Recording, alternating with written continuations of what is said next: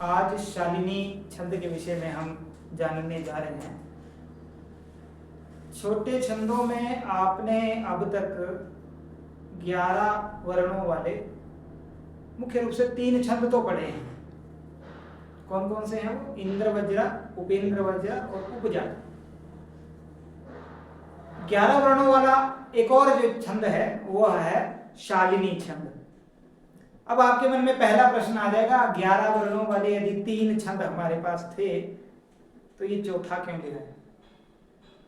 3 अगर ऑलरेडी हमारे पास थे तो ये चौथे लाने की आवश्यकता नहीं थी। तो उस प्रश्न का उत्तर ये होगा कि एक इसकी एक विशेषता है जो इसको अलग कर देती है।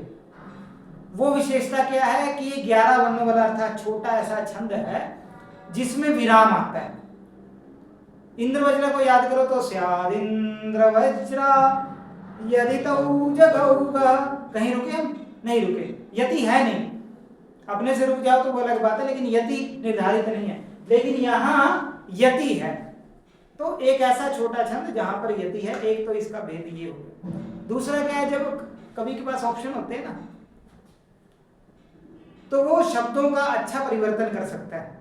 कहाँ लघु करना है, कहाँ गुरु, तो उसको बांधना नहीं पड़ेगा। 4 ऑप्शन हो जाएंगे तो आगे पीछे कहीं भी कर सकता है वो।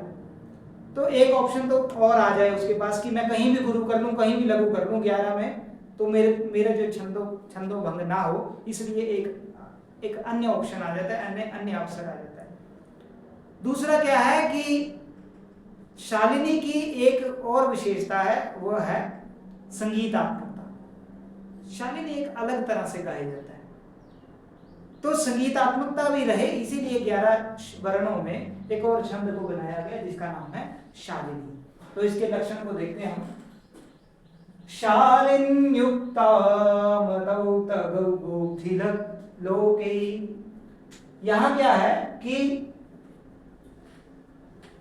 इसको हम कुछ भागों में बांटेंगे। शालिन्युक्ता, शालिनी उक्ता, शालिन्युक्ता। शालिनी को कहा जाता है, यह तो शालिनी को कहा जाता है जब मगन तगन तगन और 2 गुरु मिल जाएंगे। ठीक है, क्या कहेंगे? मगन तगन, फिर से तगन और फिर 2 गुरु। जब ये मिलेंगे अर्थात ये 4 चीजें मगन तगन तगन और 2 गुरु जब हमें प्राप्त होंगे, और जिस छंद में अवधि, अवधि क्या होता है? समुद्र। अवधि का अर्थ क्या होता है? समुद्र। और 4 दिशाएं हैं, तो 4 दिशाओं में इस भूमि पर 4 समुद्र हैं, तो इसलिए अवधि का अर्थ हुआ 4। और लोके, लोक होते हैं 7। ओम भू, ओम भुवा, ओम स्वा, ओम महा, ओम जना, ओम तप, ओम सत्यम। 7 लोक हुए, तो 7 पे रुकना है। 7 4 11, तो एक पाद हो गया। अर्थात हमें अगर यति की बात करें तो हमें कितने पे रुकना है? 4 पे रुकना है। ठीक है जी।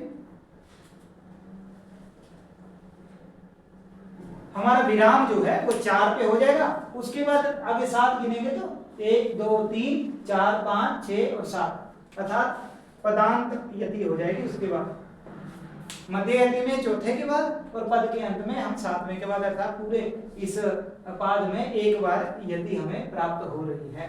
ठीक है जी। तो इसलिए हम इसका उदाहरण, एक और लक्षण हमें प्राप्त होता है, मत्तौ गौचे शालिनी वेदलोकी।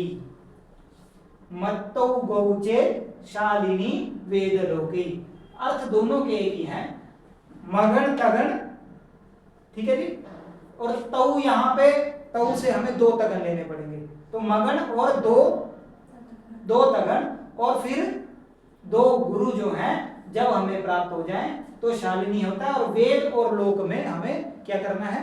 विराम लेना है, श्वास लेना है, रुकना है। तो वेद कितने होते हैं? 4 वेद होते हैं, और लोक 7। तो थोड़ा सरल करने का प्रयास किया। अवधि का मतलब विचार होता है, और लोके। इसकी लय को हम और आगे जानेंगे। एक उदाहरण है राम रक्षा स्तोत्र, एक स्तोत्र है बड़ा सुंदर, उसमें एक श्लोक आता है, माता रामो बोलिए।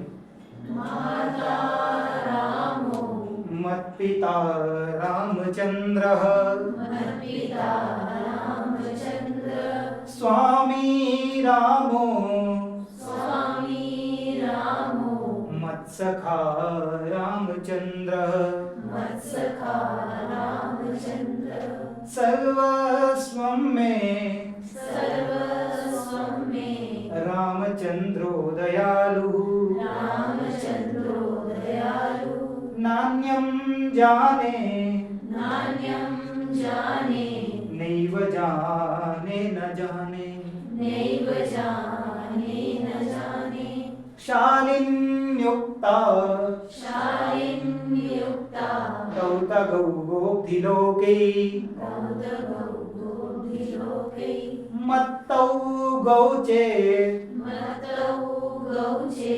शालिनी वेदलोके शालिनी वेदलोके मत्तौ गौचेत् मत्तौ गौचे शालिनी वेदलोके। शालिनी वेदलोके। तो कह रहे हैं माता रामो मत पिता रामचंद्र स्वामी रामो मत सखा रामचंद्र सर्वस्वम में। मेरी माँ भी राम है, मेरे पिता भी राम है, स्वामी भी मेरे राम है, मेरा मित्र भी। देखो भगवान को मित्र की तरह देखने की दृष्टि है, अर्थात वो माता पिता है, अगर स्वामी है तो मेरा सखा भी राम है। सर्वस्वम में रामचंद्रो दयालु, वो दयालु रामचंद्र मेरे सब कुछ है। नान्यम जाने, मैं और इसके अलावा कुछ नहीं जानता, नहीं जाने न जाने, मैं इसके अतिरिक्त कुछ भी नहीं जानता हूँ, राम ही मेरे लिए सब कुछ है। तो इससे आप देख सकते हैं कि बहुत सारे स्तोत्र में या भक्ति साहित्य में भी इस शालिनी छंद का प्रयोग किया गया है। और इसमें जो सांस रुकेगी हमारी वो 4 पे रुकेगी, और उसके बाद जहाँ पद का अंत होगा, पदांत होगा, वहां पे हमें रुकना पड़ेगा। ऐसा ये शालिनी छंद है। इसके दूसरे उदाहरण हम देखते हैं।